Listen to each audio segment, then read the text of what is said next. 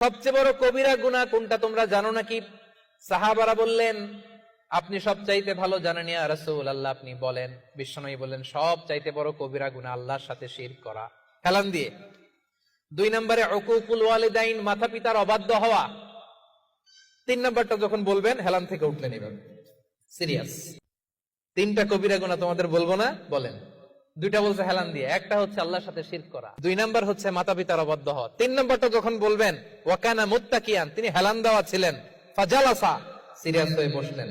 এরপরে বললেন, আলা ওয়া কওলুজ জুর, আলা ওয়া শাহাদাতুজ জুর, সাবধান, মিথ্যা বলো না, মিথ্যা সাক্ষী দিও না, মিথ্যা সাক্ষী দিও না, মিথ্যা সাক্ষী দিও না। বিষ্ণুবী বলতেই লাগলেন, বলতেই লাগলেন। কতবার যে বলছেন তার কোনো হিসাব নাই। কোন সুবহানাল্লাহ। সিরিয়াস, খুবই সিরিয়াস। কারণ মিথ্যা সাক্ষী সমাজে বাতিলকে প্রতিষ্ঠিত করে, জালিমকে প্রতিষ্ঠিত করে। মিথ্যা সাক্ষী সমাজে অন্যায়কে প্রতিষ্ঠিত করে। চিল্লায় বলেন ঠিক কিনা?